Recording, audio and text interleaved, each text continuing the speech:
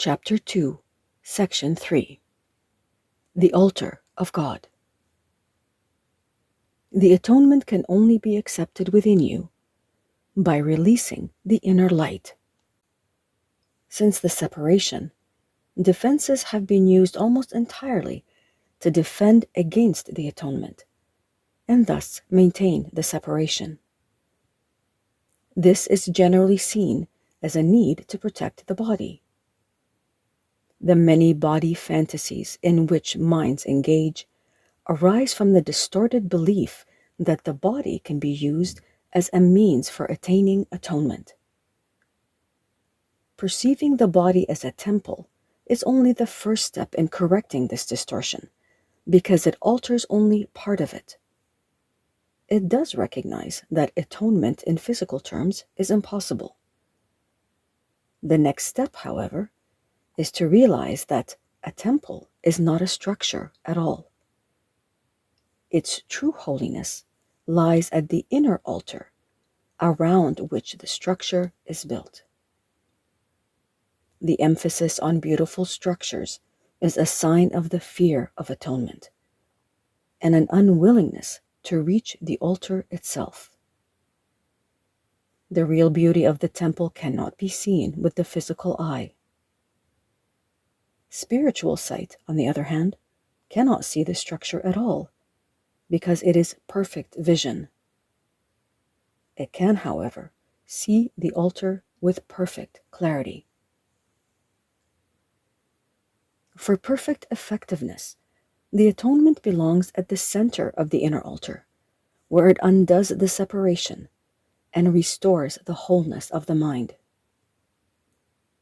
Before the separation, the mind was invulnerable to fear, because fear did not exist. Both the separation and the fear are miscreations that must be undone for the restoration of the temple and for the opening of the altar to receive the atonement. This heals the separation by placing within you the one effective defense against all separation thoughts and making you perfectly invulnerable. The acceptance of the atonement by everyone is only a matter of time. This may appear to contradict free will because of the inevitability of the final decision, but this is not so. You can temporize, and you are capable of enormous procrastination, but you cannot depart entirely from your Creator, who set the limits on your ability to miscreate. An imprisoned will engenders a situation which, in the extreme, becomes altogether intolerable. Tolerance for pain may be high, but it is not without limit. Eventually, everyone begins to recognize, however dimly, that there must be a better way. As this recognition becomes more firmly established, it becomes a turning point. This ultimately reawakens spiritual vision, simultaneously weakening the investment in physical sight. The alternating investment in the two levels of perception is usually experienced as conflict, which can become very acute. But the outcome is as certain as God. Spiritual vision literally cannot see error and merely looks for atonement. All solutions the physical eye seeks dissolve. Spiritual vision looks within and recognizes immediately that the altar has been defiled and needs to be repaired and protected. Perfectly aware of the right defense, it passes over all others, looking past error to truth. Because of the strength of its vision, it brings the mind into its service.